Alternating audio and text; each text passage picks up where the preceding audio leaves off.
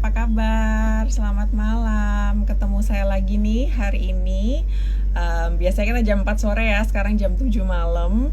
Kita mau ngobrol-ngobrol tentang minimalis parenting. Nah, mungkin teman-teman ada yang belakangan ini lagi sering galau-galau. Kenapa ya? Sering banyak diskon, terus ujung-ujungnya jadi makin banyak menumpuk barang-barang di rumah, terus berpikir, aduh lama-lama perlu declutter lagi nih gitu kayaknya ya dari barang-barang yang kita punya di rumah. Atau ternyata konsep-konsep ini sebetulnya ternyata bisa dipraktekkan juga di parenting. Nah, kita mau ngobrol dengan Mbak Cynthia S. Lestari. Beliau adalah founder dari Life with Less yang punya banyak banyak ilmu yang akan di-share ke kita ya hari ini tentang minimalis parenting. Kita coba panggil Mbak Cynthia ya.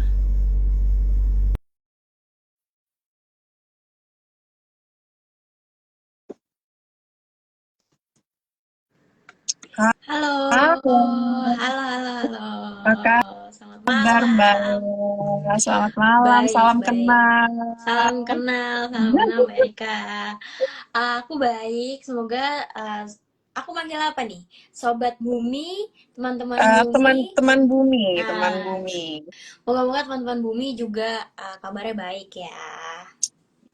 Yes, yes. Kita udah nggak sabar nih mau tahu lebih banyak ya tentang minimalis parenting.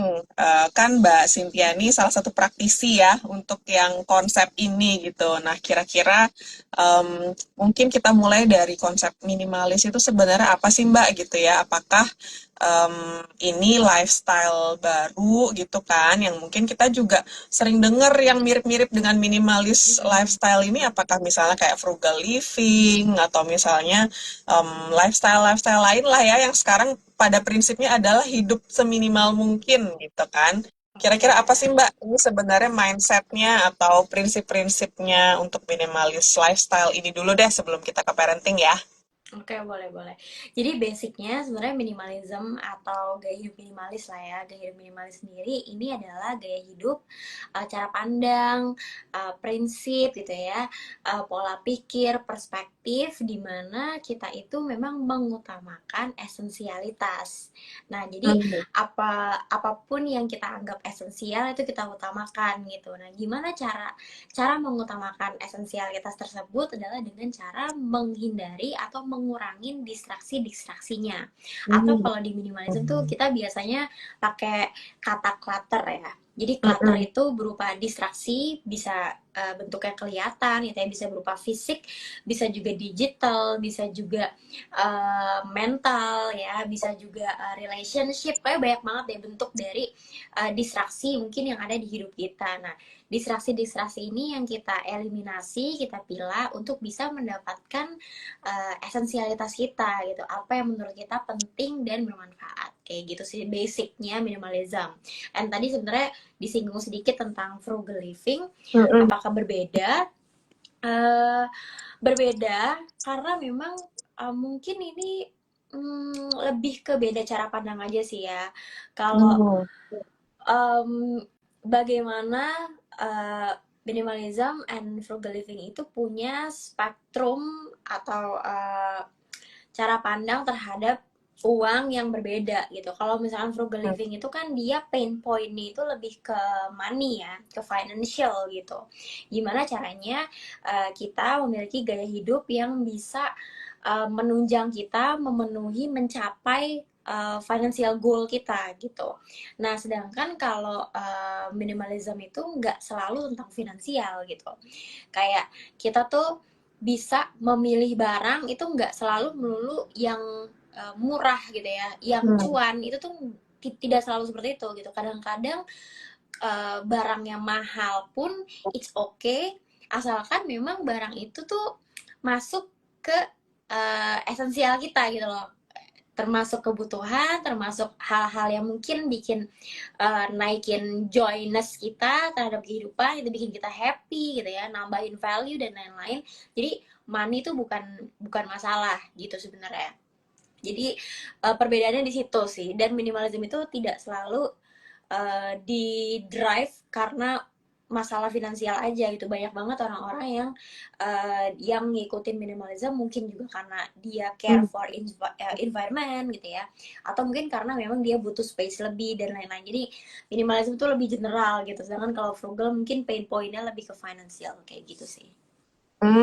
Oke oke. Jadi aku nangkepnya ini sekarang sebenarnya minimalism itu bukannya apa-apa diminimin, apa-apa dikecilin, apa-apa dikurangin tuh Hmm, sebenarnya enggak ya Mbak ya. Justru kita bukan. tuh lebih mengurangi distraksi dari hal-hal yang non esensial gitu mungkin ya. Jadi hal yang Mm-mm. ekstravaganza atau yang berlebihan atau yang bisa membuat kita malah nggak fokus ke intinya itu sebenarnya yang mau di tackle dari Kurangin gitu ya. minimalism ini ya Mm-mm. dikurangin dan itu Iya. juga tadi poinnya Mbak Cynthia tuh oke banget bahwa bukan berarti harus semuanya dihitung dari uang gitu ya, tapi lebih ke Mm-mm. value-nya mungkin ya. Kalaupun misalkan barang yang kita punya nggak mesti harus semuanya murah-murah, tapi asalkan value-nya dapat, bisa menyelesaikan atau membantu hidup kita, ya udah nggak perlu yang terlalu berlebihan gitu ya sebenarnya ya Mbak ya. Betul, betul. Konsepnya Jadi kurang lebih ya. benar, benar.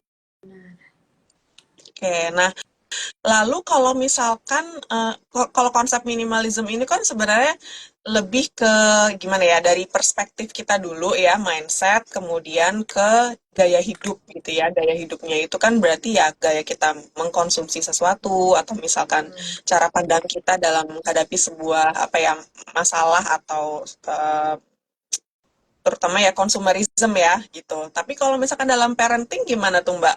Oke. Minimalism minimalis parenting tuh kira-kira nilai atau perspektifnya kayak gimana tuh yang Oke. bisa kita terapkan?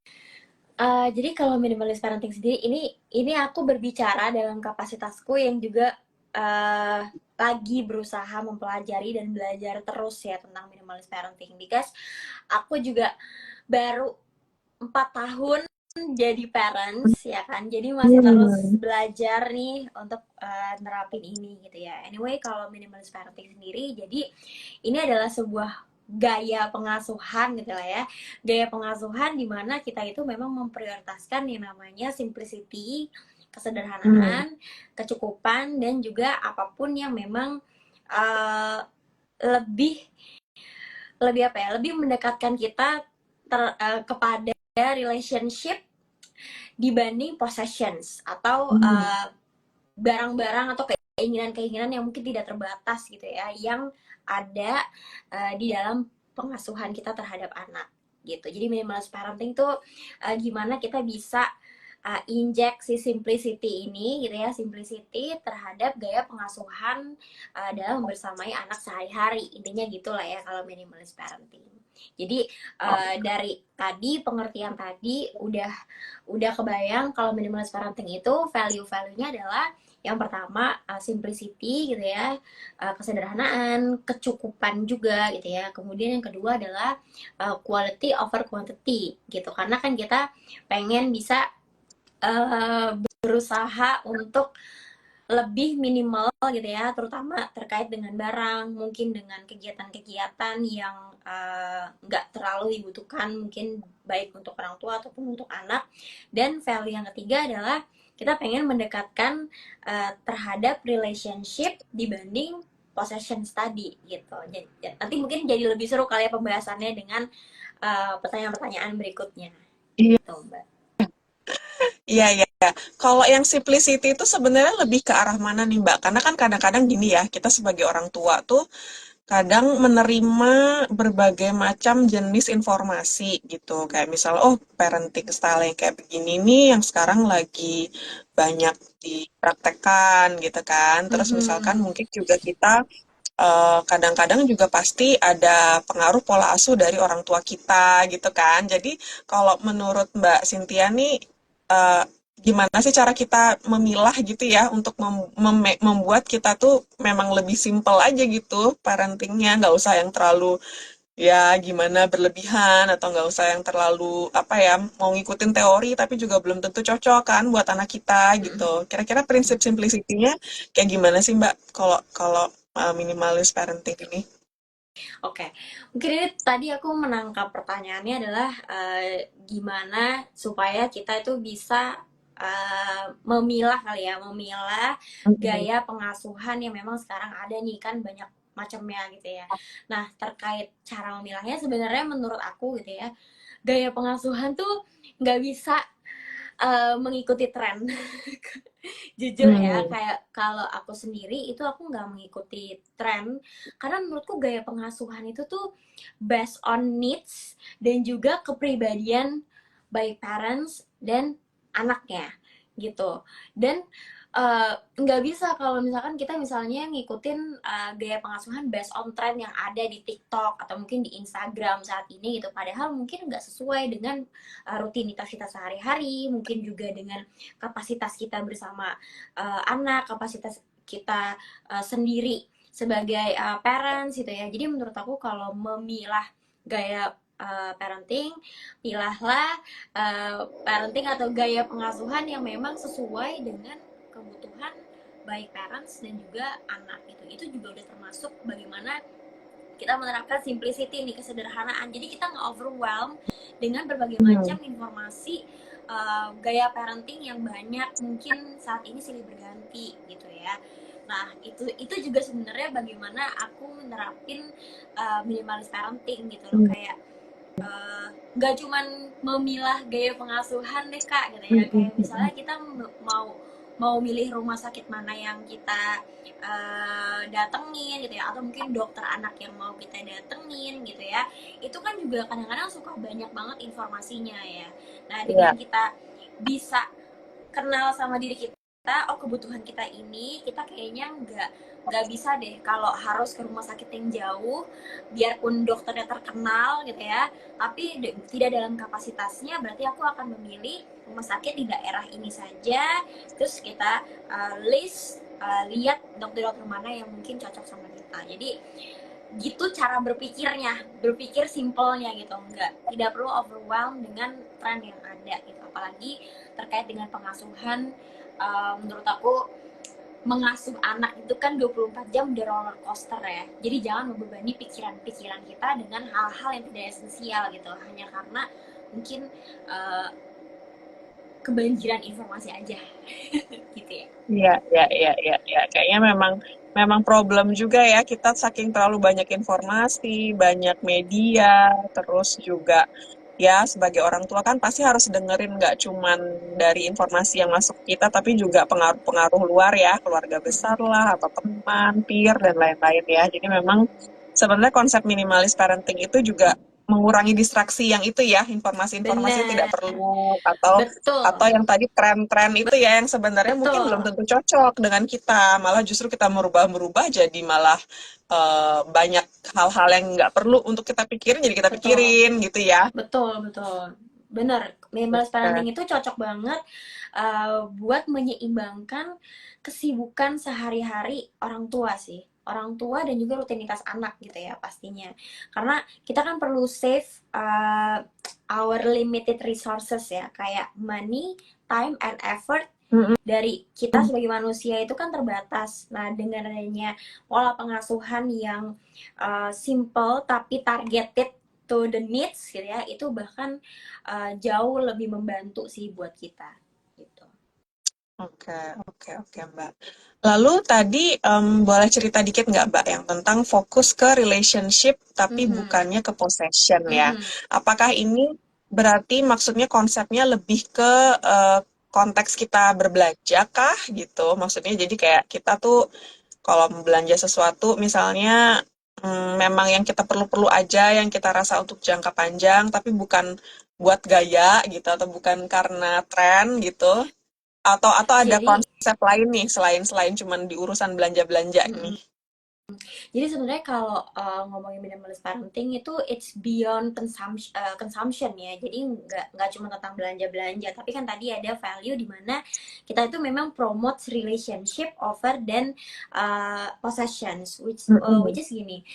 Ketika kita nerapin minimalist parenting gitu ya, kita kan akan berfokus gimana caranya punya quality quality time lebih banyak mungkin sama anak gitu ya, sebisa mungkin dibanding hanya ngebeliin ngebeliin anak mainan atau mungkin Hmm. jor-joran ngasih uang ke anak gitu ya, tapi kehadiran kita itu kurang gitu. Jadi kalau di minimalis parenting itu uh, kita percaya kalau fewer toys, toys yang lebih sedikit, mainan yang lebih sedikit itu kan jauh lebih bisa encourage anak untuk bisa explore their creativity gitu ya.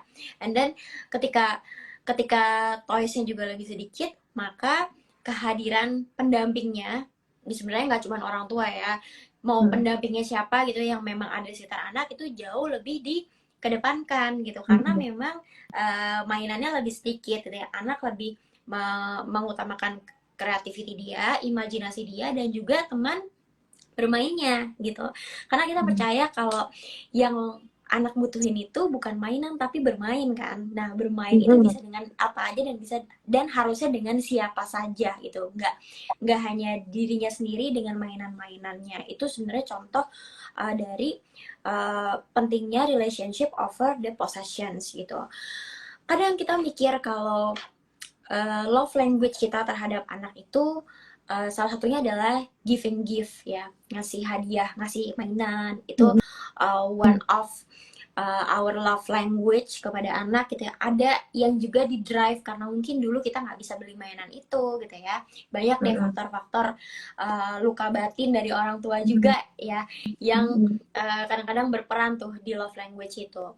Tapi somehow mungkin kita perlu redefining lagi and re-evaluate lagi apakah kebiasaan kita dalam jor-joran ngebeliin mereka mainan itu pure karena memang itu adalah kebutuhannya, atau mungkin didasari oleh hal lain, misalnya itu tadi ya karena ada faktor luka batin kita sebagai orang tua gitu ya, atau kedua ada rasa bersalah kita, jadinya kan ada emotional consumption di situ gitu ya, karena kita merasa bersalah karena kita nggak hadir mungkin sama dia gitu ya, atau karena ya memang mungkin kita kurang waktu luang gitu ya, sehingga kalau ada waktu luang dikit pengennya belanja gitu ya, atau mungkin kitanya jadi kurang bahagia gitu karena jadinya seeking for instant happiness dengan cara belanja gitu. Dan kalau udah puas belanja buat diri sendiri, belanjain siapa lagi ya, belanjain anak, takutnya kayak gitu. Jadi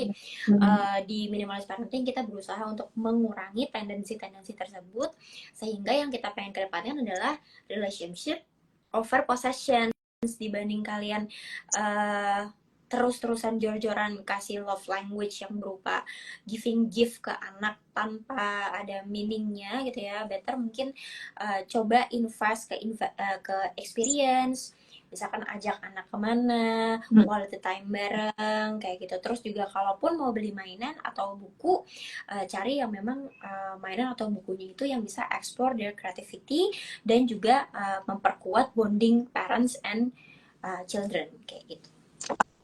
Oke, jadi memang urusan beliin anak-anak mainan atau buku tuh memang menjadi ini ya, challenge ya buat kita sebagai Mm-mm. orang tua ya. Tadi kan Mbak Cynthia bilang apakah itu termasuk emosional kah, atau misalkan impulsif kah gitu ya, atau memang kita membelinya karena perasaan bersalah kah gitu ya. Ini pas banget ada pertanyaan dari salah satu teman Bumi juga tadi ada yang bertanya, kalau misalkan kita mengurangi frekuensi belanja mainan anak, apakah ini termasuk minimalis parenting? uh, aku belum bisa bilang itu termasuk minimalist parenting, because the point is itu bukan cuman ngurangin aja. Belanjanya. Sebenarnya Hmm. sama sama halnya ini sebenarnya apply to bukan hanya minimalis parenting ya, tapi juga minimalis in general gitu ya. Ketika kita belajar gaya hidup minimalis, poin utamanya itu sebenarnya bukan mengurangi si belanja atau Belanja. mengurangi barangnya, tapi kita tahu, kita sadar kenapa ya aku harus ngurangin ini dan kenapa aku harus mengutamakan hal ini dibanding yang ini gitu. Jadi dengan kita menerapkan minimalist parenting and minimalism, kita tuh being intentional with ourselves, with our consumption gitu ya. Why we need to keep this, why we need to buy this, and why we need to apa ya, menghindari pembelian atau menghindari keputusan itu gitu. Jadi kalau ternyata mengurangi frekuensi belanja mainan anak hanya karena oh ya udah deh gue udah belanja dan gue pengen kurangin aja, tapi nggak tahu intensinya kenapa gitu ya. Itu mungkin perlu dicari tahu dulu gitu ya. Dan ketika kita udah mencari tahu kenapa ya gue harus ngurangin frekuensi belanja ini, dan bagaimana ya cara berbelanja, mungkin planning ke depannya gitu ya, Hmm. itu baru kita bisa bilang kalau kita emang menerapin minimalist parenting gitu. Karena ya itu tadi, minimalism and Mm-mm. minimalist parenting itu bukan cuma soal ngurangin, tapi juga how to control Hmm. ourselves gitu ya. Terus juga bagaimana kita being intentional with our consumption and with ourselves. Oke, berarti kalau konteksnya belanja untuk kebutuhan anak atau keinginan anak gitu ya, sebenarnya lebih ke mindfulnya ya, Mbak ya. Jadi ketika kita Mm-mm. belanjanya, kira-kira, oh ini kita melakukan ini karena apa ya? Apakah memang anaknya perlu atau misalnya memang menurut kita apa ya? Memang ini penting gitu ya, perlu, penting dan esensial gitu ya untuk si anak gitu ya. Nggak cuman Mm-mm. karena eh, dia Yep, lagi pingin aja pengen gitu kan. pengen stok aja, misalkan kayak tiba-tiba mungkin anaknya emang butuh buku apa gitu ya, terus tiba-tiba karena kita kepengen minimalis parenting, kita jadi enggak, pokoknya nggak ada pembelian di bulan ini segala macam itu. Jadinya takutnya jadinya nggak bijak gitu Bu. Jadi mungkin lebih lebih being intentional itu kan berarti kita tuh berusaha untuk mencari tahu sebenarnya Hmm. kebutuhannya apa bukan sih gitu ya. Terus apakah Mm-mm. masih dalam kapasitas kita atau enggak. Jadi di bagian proses berpikirnya itu sih yang uh, Iya, iya, di iya, iya. termasuk minimalist parenting kayak Iya. gitu. Ya, ya, berarti harus lebih logis, lebih sensibel, lebih mindful lah ya ketika Mm-mm. memutuskan apakah kita mau beli atau mau enggak dan justifikasinya apa gitu ya. Kalau misalkan kita ternyata oh nggak beli karena kelihatannya nggak perlu-perlu amat ya, berarti itu udah minimalis gitu ya. Tapi misalkan Mm-mm. kayak karena kita ngerasa em, udah habis nih budgetnya, padahal sebenarnya anaknya perlu banget gitu. Berarti kan itu bukan minimalis gitu ya, kurang lebih ya.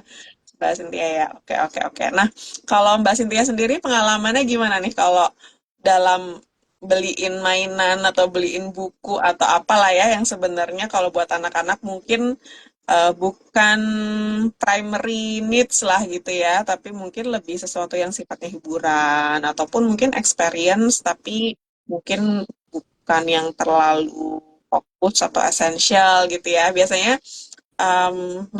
Mbak Cynthia sendiri apa sih tipsnya gitu Mm. ketika ketika mau memutuskan gitu ya mau mau belanja atau mau spend gitu untuk anak terutama buat yang ya ya bisa diperdebatkan penting nggak penting ya kayak mainan gitu kan atau memang buku atau yang lain-lain yang kira-kira masih bisa lah gitu kita cari cara lain. Nah, biasanya Mbak Cynthia gimana tuh cara proses ininya decision makingnya gitu. Oke. eh Emang kalau minimalis parenting itu menurut aku adalah levelnya lebih susah ya dibanding minimalis untuk diri sendiri gitu. Soalnya Hmm, hmm, ketika hmm, mengasuh anak tuh banyak banget sih yang bermain kayak emosi kita gitu ya. Terus juga ada luka batin kita di masa lalu gitu ya. Ada juga banyak peran-peran yang berusaha untuk masuk juga gitu ya. Jadi berpegangan tangan teman-teman parents semuanya, karena memang jalanin berkonsumsi di masa pengasuhan anak itu aku akui memang cukup sulit gitu ya. Nah, kalau aku sendiri berusaha untuk bisa on track itu caranya adalah dengan aku percaya kalau viewer toys itu kan bisa explore hmm, their imagination ya, bisa bisa nge-trigger imaginationnya jauh lebih oke gitu. Jadi yang pertama aku lakukan, aku tidak selalu membelikan dia mainan yang dia inginkan, itu yang pertama gitu ya. Terus yang kedua, nerapin toys and book rotation. Jadi di mana ada kita tuh nampilin, bukan nampilan ya, misalkan kayak ngasih mainan ataupun list buku-buku yang emang bisa dia mainin dalam mungkin 1 bulan atau mungkin kayak 2 minggu ke depan gitu ya, hmm, sehingga anak itu lebih tidak cepat bosan sama mainannya dan dia bisa explore more dari toys tersebut gitu. Nanti ketika udah hmm. sebulan atau ketika udah 2 minggu diganti, biar nggak bosan kan, kayak gitu. Terus juga yang ketiga, aku tuh juga nggak ngikutin apa ya, kan ada misalnya ada tempat baru yang kids friendly apa segala macam gitu ya. Nah itu tuh tidak selalu aku datangi sih, cuman karena mungkin FOMO atau tren aja gitu ya. Jadi disesuaikan dengan kegiatan dia gitu ya, waktunya apakah dia capek apa enggak, terus dia lagi butuh apa enggak selalu ada jadwal ke playground harus sebulan sekali, mungkin sebulan 2 kali, itu tidak harus. Kemudian yang keempat yang paling penting adalah membiasakan anak dengan rasa bosan. Karena menurut Hmm. aku bosan itu penting, karena ketika dia bosan, dia itu belajar tidak nyaman kan, beradaptasi dengan rasa tidak nyaman gitu. Karena ketika kita ada di zona nyaman terus itu kan justru jadinya bahaya ya. Anak aku toddler sekarang usianya udah 4 tahun setengah kalau nggak salah ya, ya 4 tahunan lebih lah ya. Dia itu lagi seneng banget sama yang namanya surprise. Nah, anak aku Hmm. yang suka banget surprise ini gitu ya, dia itu selalu kayak bertanya-tanya, aku mau surprise lagi, aku mau surprise lagi. Karena memang dia baru ngerti konsep ulang tahun dan dikasih kado Hmm. gitu kan. Hmm. Nah, gimana ya, aku lagi belajar banget untuk bisa mengenalkan dia bahwa eh, hidup tuh gak selalu ada surprise gitu loh. Gak Surprise yang selalu ada menyenangkan surprise. ya, nggak selalu Iya, surprise surprise yang yang menyenangkan. menyenangkan, dan juga nggak surprise itu tidak harus selalu dengan hal-hal yang baru gitu. Hmm. Jadi sekarang aku lagi kenalin dia tentang konsep second hand. Jadi Hmm. misalnya kayak tapi bukan berarti ngasih barang baru yang second ke dia gitu, tapi misalkan kasih ketika lagi main-main gitu ya, terus kayak aku ngasih ngasih tahu kalau kadang-kadang surprise itu bentuknya second hand juga nggak apa-apa gitu. Terus kadang-kadang surprise itu nggak berupa barang gitu.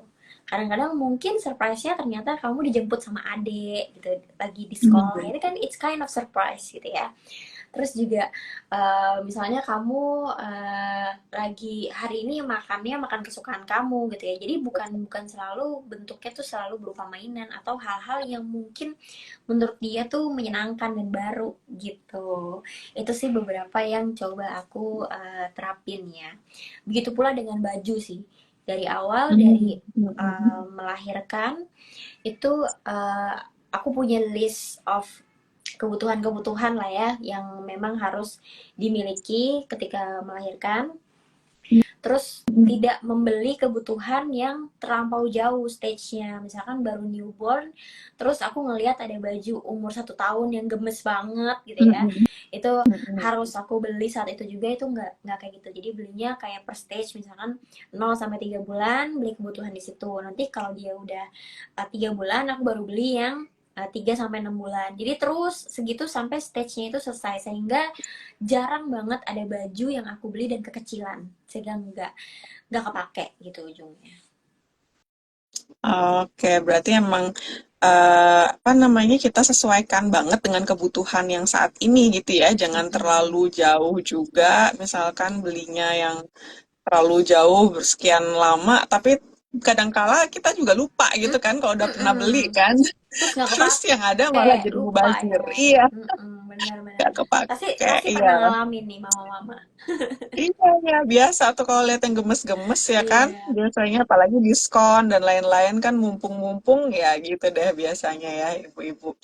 Nah, tadi Mbak Cynthia juga ada apa poin yang menarik juga yang apa ya tentang mainan nggak perlu banyak ya. Mbak Cynthia ya ini juga memang ada risetnya ya ternyata bahwa kalau anak memiliki banyak mainan justru malah banyak distraksi buat dia. Jadi memang benar tadi Mbak Cynthia juga sempat sampaikan yang penting tuh bukannya mainannya tapi bermainnya gitu kan. Jadi gimana kita menemani dia bermain, interaksinya dan prosesnya bukan bukan barang atau possessionnya gitu ya Mbak ya. betul. Oke, oke, oke, interesting. Nah, yang tadi juga soal rotasi mainan tuh sebetulnya juga memang strategi yang bisa kita lakukan di rumah ya. Mungkin nggak cuman rotasi, kadang-kadang kalau buku itu bisa saling tuker-tuker atau saling pinjem-pinjem ya. Kalau mainan mungkin kadang-kadang agak posesif ya. Anak ya kadang-kadang kan suka dibawa kemana-mana, kalau Mm-mm. hilang dia nanyain, tapi kalau kayak buku atau misalnya barang-barang lain tuh bisa saling minjem atau mungkin sewa gitu ya, yang mungkin sekarang ini kita banyak terbantu dari misalnya platform-platform yang bisa sewa dan lain-lain. Kalau pengalamannya Mbak Cynthia sendiri, ketika mau menerapkan minimalis parenting ini, ada nggak sih masa-masa yang tepat gitu ya? Apakah ketika anaknya umur sekian, kayaknya wah kita udah bisa nih menjalankan em, minimalis parenting gitu, atau sebenarnya udah bisa dari sebelum punya anak ketika hamil kah? Atau misalnya memang kita udah lebih intentionally mau menerapkan pola pikirnya dulu nih sebelum bener-bener ngejalanin gitu ya, pola asuhnya gitu. Menurut Mbak Cynthia gimana dari pengalaman-pengalamannya? Kalau menurut aku bisa dari hamil sih ya. Dari hamil itu kan ketika kita hamil banyak banget tuh kita dapet informasi kayak overwhelm informasi ya, Hmm, gimana lahiran, hmm, terus hmm, pakai mungkin korset apa nantinya gitu ya, kebutuhan-kebutuhan anak dan lain-lain. Nah, pada saat hamil sih udah bisa diterapin ya gimana caranya bisa memilah informasi-informasi yang ada, karena jujur ya ketika lagi hamil itu kan emosinya juga nggak stabil ya. Justru itu banyak banget takutnya ngarahin ke impulsif gitu ya. hmm, hmm, Belanja secara impulsif gitu. Kemudian karena emosi juga nggak stabil, terus juga informasinya banyak banget gitu ya, sehingga mulailah untuk bisa kenal sama diri sendiri ya, kebutuhannya, ketakutannya bagaimana, kapasitas pembelinya seperti apa, sehingga kita bisa mulai mengerucut tuh mana yang bisa kita pilih, mana yang bisa kita dengar, mana yang bisa memang benar-benar jadi kebutuhan kita. Jadi mulai dari hamil udah bisa sih hmm, Kak. Kalau hmm, untuk decluttering atau milah-milah mainan atau barang-barang anak, secara teori tuh anak tuh baru bisa dilibatkan mungkin sekitar umur 4 tahun ya. Sekitar umur 4 tahun. Tapi dari umur 2 tahunan ketika anak udah bisa berkomunikasi dua arah lah ya. Komunikasi dua arah itu tuh anak udah bisa mulai diinjek sama uh, value-value yang emang mau kita terapin. Misalnya hmm, dengan terapin uh, gratitude morning gitu ya, ketika lagi mungkin pagi-pagi kita ngajak anak buat sebutin apa sih yang kamu syukurin gitu ya, atau mungkin pas mau bobo gitu ya, itu juga bisa. Terus juga mulai hmm, terapin kayak kalau misalnya yang toys rotation itu bisa banget dari umur 1 tahunan malah. Jadi anak tuh hmm, eh, kenal gitu ya dengan mungkin toysnya dia dalam jangka waktu yang lumayan cukup gitu ya, sehingga dia nggak gampang bosan gitu. Karena aku juga nerapin hal itu sih mulai dari adiknya, ini anakku yang kedua, dari umur 1 tahun. hmm. Oke, oke, oke. Berarti sebenarnya bisa dimulai kapan aja gitu ya. Nggak perlu Mm-mm. mesti nunggu kan kadang-kadang, aduh kayaknya kalau masih bayi peralatan masih banyak nih. Jadi kayaknya kita coba beli-beli semua aja dulu deh, mana yang cocok baru kita Mm-mm. kita pakai gitu misalnya kan kadang-kadang ya namanya orang tua baru ya pasti masih pengen nyoba-nyoba ya kadang-kadang ya kayak pengen nyobain ini cocok nggak ya kalau pakai merek ini katanya begini cocok nggak ya gitu kan tapi sebenarnya ya balik lagi itu karena mindset jadi kapanpun dan sejak di awal pun sejak dini pun udah bisa gitu ya untuk kita Mm-mm. terapkan gitu ya Mbak Mm-mm. Cynthia ya oke oke nah kalau misalnya kita menjalankan ya minimalis parenting ini, menurut Mbak Cynthia atau misalnya ketika Mbak Cynthia lagi sharing gitu ya ke parents-parents lain, biasanya apa sih Mbak tantangan yang paling sering gitu ya ditemui gitu oleh parents yang baru aja mau memulai gaya hidup ini gitu atau pola asuh ini gitu. Ah, mungkin ini aku berdasarkan pengalaman aku kali ya. Berdasarkan aku ya. Jadi kalau dari minimalis parenting menurut aku tantangan utamanya adalah ini kali ya, godaan. Godaan dari luar lah ya, stimulus-stimulus konsumsi sih. Itu juga karena kan kita memasuki stage baru di kehidupan kita ya, dimana kalau misalkan nerapin minimalism untuk diri sendiri, kita mungkin udah punya banyak waktu untuk mengenal diri sendiri selama puluhan tahun, 20-an tahun gitu kan, sebelum punya anak. Mm-mm. Tapi ketika kita punya anak gitu ya, kita tuh baru mengenal diri kita yang baru, yang lain, di versi lain gitu kan. Sehingga Mm-mm. harus ngereset mindsetnya tuh pelan-pelan gitu. Jadi menurut aku memang yang pertama banget itu adalah adaptasi ya, adaptasi kita Mm-mm. dengan versi diri kita yang lain gitu kan. Yang kedua ya stimulus konsumsi gitu ya, stimulus konsumsi yang misalkan ada barang-barang yang mungkin kita lihat ih kayaknya yang ini menarik juga nih gitu ya, atau mungkin teman nge-review yang ini oh, ternyata bagus juga ya gitu ya. Itu juga pasti ada teman-teman gitu ya, tapi Mm-mm. balik lagi kalau misalkan memang kita udah punya goal untuk menjalani minimalist parenting gitu ya, dan kita juga tahu bahwa ngerasain lah ya dampak kedepannya seperti apa, bisa ngebayangin gitu ya, pelan-pelan tuh bisa on track lagi nantinya gitu. Jadi yang pertama Mm-mm. banget emang teman-teman mesti mesti ini sih, mesti tahu tujuannya apa gitu ya, terus kebutuhannya lagi gitu ya, balik lagi karena kalau misalkan kita impulsif ke barang ataupun kegiatan yang gak esensial, bukan Mm-mm. cuman kehilangan uang, tapi teman-teman juga kehilangan waktu yang tidak bisa diulang, dan Mm-mm. effort gitu, effort dan waktu itu kan limited and precious banget gitu ya untuk kita sebagai parents. So sayang banget kalau membuang-buang waktu dan effort untuk hal-hal yang tidak esensial tadi itu untuk anak kita gitu sih. Oke, oke. Nah, kadang-kadang kan kitanya nih udah tahan godaan ya, Mbak ya, nggak banyak belanja yang nggak perlu gitu misalnya ya. Terus kita udah tata juga, udah declutter di rumah nih, terus udah rapih lah gitu ya, udah ngerasa hidup kita udah spark joy gitu ya. Nah, tiba-tiba biasanya kayak anak-anak gitu ya, kan suka dikasih kado. Atau Hmm. kadang-kadang dikasih dari kakek neneknya gitu misalnya. Padahal sebenarnya barang-barangnya tuh bukan yang kita perlu gitu misalnya. Terus nggak sesuai lah ya dengan kriteria kriteria barang-barang yang kita emang perlu dan anggap esensial ya. Nah, kalau dari Mbak Cynthia sendiri pengalamannya gimana tuh ketika kita sendiri udah pagar-pagarnya udah jelas, tiba-tiba dikasih kado lah, dikasih apalah gitu ya, sehingga anaknya kan juga pasti seneng ya. Sementara kalau kitanya, aduh barang apa nih nggak perlu gitu misalnya ya. Nah itu kira-kira kalau Mbak Cynthia menyikapinya gimana sih? Oke. Mungkin aku pakai prinsip stoikisme ya. Jadi Hmm. ada namanya prinsip stoikisme di mana kita itu uh, kendalikan apa yang bisa kendalikan atau kontrol apa yang memang kita bisa kontrol, dan sisanya ya itu udah di luar dari kontrol kita gitu, sehingga itu tidak membebani pikiran-pikiran kita.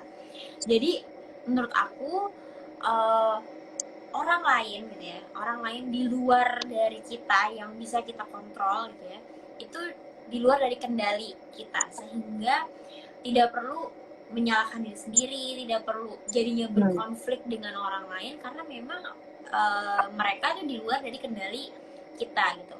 Lakukan apa yang bisa kita kendalikan. Contohnya ketika pas di stage mungkin mau melahirkan gitu ya, pasti kan ada beberapa orang yang akan ngasih kado, dan kita Hmm. pasti udah punya sense siapa aja sih nih yang orang-orang yang deket sama kita dan biasanya ngasih kado gitu. Dan kalau emang orangnya itu bisa dikomunikasikan, coba untuk kasih dia beberapa list atau option kado-kado yang memang teman-teman butuhin gitu. Dan Hmm. aku nerapin itu sih, dan alhamdulillah tuh teman-teman aku malah jauh lebih happy karena Hmm. mereka nggak perlu ngeluarin banyak waktu, banyak tenaga untuk milih-milih dan menerka-nerka ini kira-kira nih perlu nggak ya, ini kira-kira dipakai nggak ya. Apalagi kan mungkin temennya yang ngasih juga mungkin ada yang belum jadi parents gitu ya, sehingga nggak Hmm. punya pengalaman untuk memilah mana barang yang emang diperluin sama orang tua gitu kan. Iya. Jadi kita bantulah dengan memberi mereka opsi-opsi itu. Atau mungkin ketika birthday juga sama. Gitu. Kita bantu mereka dengan ngasih opsi-opsi. Menurut aku tidak ada salahnya, dan itu hal yang normal ketika kita memang ngasih opsi tersebut gitu. Asalkan memang rasional aja gitu ya. Jangan Hmm. minta yang tiba-tiba aji mumpung lo minta yang harganya 5 juta gitu, 3 juta. Pokoknya dibuat rasional lah gitu. Kemudian yang kedua, kalau terkait dengan kakek nenek, itu mungkin saudara yang tidak dalam skala kita untuk bisa mengkomunikasikan opsi-opsi tersebut gitu ya, misalnya karena ada rasa nggak enak segala macam gitu ya. Aku pribadi tidak menolak sebenarnya. Jadi kenapa? Karena aku tahu apalagi kakek nenek gitu ya, mungkin saudara gitu ya. Pertama, mereka mungkin tidak memiliki pemahaman terhadap minimalis living or minimalism gitu ya, minimalis parenting. Yang kedua, mungkin belum kena turning point-nya, belum ada turning point untuk mereka memahami itu. Dan yang ketiga adalah uh, mereka datang membawa hadiah purely untuk express their love to our kids, ya kan? So nggak jangan ini sih, jangan apa ya, jangan jadiin itu sebagai sebuah konflik gitu, karena kan mereka datang dengan niat yang sangat baik untuk expressing sayang mereka kepada anak kita dengan memberikan hadiah. Jadi kalau aku tetap diterima, tapi urusan nanti itu hadiahnya dipakai apa enggak, atau dipakainya kapan, atau nanti aku apain, itu urusan belakangan. Itu kan adanya di kendali saya gitu. Tapi yang aku bisa kontrol adalah bagaimana aku merespon hadiah tersebut dengan tidak bikin konflik lah sama mereka dan nggak melukai hati mereka gitu. Oke. Jadi emang kita harus ya pintar-pintar ini ya, memilah-milah ya sebenarnya kira-kira pihak mana yang kita bisa masih kelola, jadi masih bisa coba dikomunikasikan dengan baik gitu ya, kira-kira keperluan kita apa, sehingga tidak apa ya, tidak mengganggu apa ya, hal-hal yang udah kita atur di rumah gitu ya. Tapi kalau memang ya anggota keluarga dekat atau teman dekat yang memang kita lebih baik jangan mencari konflik ya, mau nggak mau kita tetap harus menerima dengan baik, cuman nanti kita pikirin lagi gitu ya, mau diapain lagi gitu kan kalau ternyata barangnya tidak dipakai gitu ya. Oke. Lalu kalau misalkan ya Mbak, kita udah yakin nih mau menerapkan minimalis parenting ya, kan mungkin kadang-kadang orang lain yang mungkin belum tentu berpikiran sejalan nih sama kita, atau mungkin kita juga bisa punya pressure ya secara sosial ya, dari entah teman dekat kah atau misalkan keluarga dekat kah gitu, ketika kita udah menerapkan gaya hidup ini, kan pasti juga ada yang mungkin ngomongin nih kok pelit banget sih sekarang misalnya gitu ya, karena kan kalau dari luar kan mungkin kelihatannya jadi kita mengurangi konsumsi atau kayak irit-irit atau pelit gitu kan, jadi kesannya seperti itu kalau nggak tahu dalamnya kita kayak gimana. Nah, gimana tuh caranya Mbak supaya kita masih tetap mantap gitu ya? Gimana kita menyikapi komen-komen miring gitu, atau misalnya ya pressure secara sosial aja gitu ketika kita menerapkan lifestyle ini. Oke. Mungkin it's quite rude for some people, tapi buat aku balik lagi sih, karena gini, buat aku yang esensial itu adalah family ya, orang-orang yang mungkin ada di daftar circleku lah ya, intinya gitu ya, itu yang paling esensial. Kalau yang ngomong itu orang lain yang memang bukan di dalam daftar, ngapain dipikirin, sebenarnya itu sih, itu yang utama. Dan aku nggak mau membebani pikiran aku dengan orang-orang yang mungkin juga nggak esensial gitu. Ada komentar-komentar yang jadinya saran dan penting untuk dipikirin, tapi ada juga komentar-komentar ya itu cuma angin lalu aja, kayak orang bebas berkomentar, netizen gimana sih gitu ya. Nah, yang kayak gitu-gitu tuh itu juga bisa diterapin sebagai bagaimana kita bisa decluttering saran lah ya, saran atau omongan yang datang kepada kita gitu. Nggak semua omongan kan esensial ya. Jadi menurut aku pilah-pilah sih, mana emang jadi saran, mana yang mungkin enggak gitu, yang cuman angin lalu doang. Itu yang pertama kalau aku. Terus yang kedua, aku punya alibi bahwa aku tuh bukan pelit sih sebenarnya, tapi lebih ke bijak berkonsumsi kali ya. Karena aku tahu, aku tuh kenal sama kebutuhan aku, kebutuhan anakku gimana, my family juga gimana, dan menurut aku yang paling penting Hmm. adalah perspektif dari family aku dibanding omongan dia gitu. Jadi eh, aku bukan pelit, tapi aku lebih ke bijak sih, karena aku tahu dengan Hmm. ngurangin pembelanjaan di sektor yang ini, aku tuh bisa ngasih pendidikan yang lebih baik untuk anak aku, mungkin secara kualitas, terus uangnya bisa dikasih untuk mungkin kegiatan ekstra dia yang emang dia butuhin gitu ya, dibanding Hmm. ngebeliin dia baju melulu tapi ya sekolahnya nggak nggak diprioritasin, atau mungkin kegiatan lain mungkin tidak diambil gitu ya, karena mungkin ada spending yang kurang penting gitu, kayak misalnya beli baju terus, beli mainan terus, beli buku mulu tanpa ada meaningfulnya gitu, nggak, tanpa ada meaningnya gitu, jadi pembelanjaannya tuh nggak meaningful gitu. Itu buat aku sih. Jadi eh balik lagi teman-teman parents, menjalani parenthood itu kan journey-nya roller coaster 24 jam.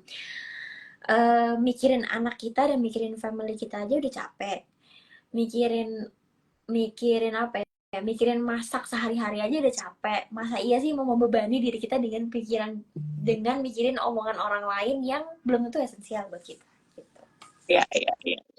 Benar banget, Mbak. Jadi sebenarnya balik lagi ke prinsip Stoa tadi ya. Jadi kita kendalikan apa yang bisa kita kendalikan aja gitu ya. Kalau omongan orang, ya kalau orangnya penting ya mungkin harus kita dengerin. Tapi kalau orangnya nggak penting-penting amat dan untuk hal isu yang juga nggak terlalu penting-penting amat, ya mungkin bolehlah kita agak ini dikit ya, cuek-cuek dikit ya. Cuek-cuek dikit. Oke, ini dari obrolan kita nih aku udah belajar banyak banget nih tentang prinsip-prinsipnya minimalis lifestyle ya, yang tadi fokus di simplicity, kemudian quality over quantity, kemudian juga yang nggak kalah penting itu fokus ke relationship ya, nggak cuman ke possession. Jadi prinsip-prinsip ini sebenarnya kalau aku tangkap sih ke mindset dulu ya. Jadi bukannya cuman urusan kita nggak belanja-belanja barang terlalu banyak atau sering-sering declutter di rumah, sebenarnya lebih ke mindset kita juga ya, karena gimana cara kita mengurangi distraksi-distraksi yang nggak esensial, jadi kita lebih fokus untuk hal-hal yang memang penting-penting dan bisa membuat hidup kita juga sebenarnya lebih berkualitas gitu ya Mbak ya, nggak cuman efeknya dari sisi saving cost, tapi juga sebenarnya kita ngerasa mungkin hidup kita jadi lebih apa ya, Lebih lebih mudah sih, Kak. puas, lebih ya lebih simple gitu kan, nggak perlu Iya. mikirin yang terlalu ribet-ribet atau nggak perlu punya banyak barang untuk harus diberes-beresin gitu ya. Sebenarnya lebih ke apa ya, quality of life juga lah ya gitu, kita nggak terlalu ribet sama barang-barang atau hal-hal yang memang nggak esensial. Em, Terus tadi juga kita belajar tentang eh, beberapa mungkin step-step atau langkah-langkah ya yang mungkin kita sebagai orang tua di rumah tuh juga sebenarnya bisa kita mulai lakukan, kayak misalnya mengurangi bukan hanya mengurangi belanja atau mengurangi frekuensi belanja, tapi lebih fokus ke kayak misalnya untuk mainan konteksnya kayak rotasi mainan gitu ya, lebih fokus ke proses bermainnya, nggak cuman fokus di jumlah mainannya gitu ya, tapi lebih ke proses bermainnya, lebih meningkatkan interaksi mungkin ya sama anak dari sisi proses bermain. Dan juga tadi apalagi ya yang aku ingat-ingat tadi, bahwa sebenarnya lifestyle ini nggak perlu nunggu waktu ya, Mbak Cynthia ya. Sebenarnya dari kita belum punya anak pun juga udah bisa dilakukan, yang mana ini juga membantu kita untuk mengurangi apa ya, hal-hal yang nggak perlu, hal-hal yang mungkin di luar kuasa kita nggak usah terlalu pikirin-pikirin banget, sehingga kita bisa fokus apa yang penting buat diri kita sendiri. Nah, Mbak Cynthia ada lagi nggak kira-kira tips atau poin-poin lain yang mungkin parents-parents nih sering banget merasa kebingungan atau suka apa ya, ada challenge tersendiri nih ketika mau menerapkan minimalis parenting? Hmm, challenge lain kayaknya udah semua sih dibahas tadi Udah ya. ya, udah kita Buat bahas semua ya. iya paling buat teman-teman bumi gitu ya. Eh, coba buat invest ke experience sama education sih, sama education and relationship sih. Ya, jadi experience, education, and relationship gitu ya, dalam menjalani minimalist parenting bersama anak. Semoga dengan fokus ke tiga ranah tadi gitu ya, teman-teman tuh bisa jadinya lebih bahagia ya pastinya. Yang kedua juga lebih tenang. Yang ketiga bisa lebih berkualitas sih, berkualitas pendidikannya, berkualitas experience-nya ya, punya core memory yang baik dan banyak beragam bersama anak gitu ya. Kemudian yang ketiga juga membentuk bonding bersama anak yang jauh lebih kuat gitu. Jadi coba kita fokus ke situ gitu ya, dan punya mindset bahwa tidak selalu memberikan kasih sayang ke anak itu lewat barang yang baru, teman-teman. Teman-teman bisa lewat macam-macam caranya gitu. Ngasih dia makanan yang sehat, kasih dia bermain yang berkualitas gitu ya. Ngasih dia waktu untuk bermain bersama, itu juga salah satu dari love language yang bisa teman-teman explore. Jadi love language itu kan nggak harus ngasih giving gift ya, giving gift yang terlihat gitu, teman-teman. Terima kasih banyak teman-teman Bumi. Oke, pas banget nih closingnya dari Mbak Cynthia ini sebenarnya adalah salah satu alasan kenapa kita bikin Bumi sebenarnya Mbak. Kalau Mbak Cynthia lihat apa yang membuat Bumi itu berbeda dari tempat main lain adalah karena kita juga lebih minimalis ya. Maksudnya kita bukan berarti meng-sacrifice space, tapi kita berusaha mengoptimalkan space yang ada. Jadi di space di Bumi itu lebih lowong-lowong, terus mainannya juga kita sering rotasi, terus maksudnya Aku suka one ke piece of Bumi. toy itu juga, ya mungkin kalau Mbak Cynthia udah sempet datang dan udah sempet ngerasain, mungkin agak beda ya nuansa dan suasananya, Iya, karena iya, kita iya, juga iya. mau menghadirkan interaksi, proses bermain yang berkualitas dari mata, yaitu tidak banyak, tidak sumpek atau tidak terlalu mencolok warnanya, tapi juga dari sisi experience karena semuanya lowong-lowong, nggak ada terlalu banyak numpuk-numpuk barang dan lain-lain. Jadi kita harapkan juga orang tua juga jadi seneng ya main dan spend waktu sama anak-anak Iya, ini. iya. Oke. Bumi is one of my favorite playgrounds in Jakarta karena ya itu benar yang diomongin. Aku ngeliatnya tuh matanya tuh eye pleasing banget gitu ya. Eye pleasing banget, dan anakku tuh bisa explore banyak di sana gitu. Jadi nggak cuman monoton lah, itu aja mainan ataupun kegiatannya. So next time soon semoga kita bisa berkolaborasi ya bareng sama Live Fitness. Thank you banget. Semoga juga Sama-sama. sempat main-main lagi ke Bumi. Nanti kita mudah-mudahan bisa ketemu langsung ya, Oke. face to face, offline. Thank you banget Mbak Thank you Cynthia so atas waktunya dan much teman-teman ngobrol-ngobrolnya. juga. Seneng banget bisa belajar banyak hari ini. Sampai ketemu lagi ya Mbak Cynthia ya. Sampai ketemu. Thank you. Bye-bye Bye-bye. everyone.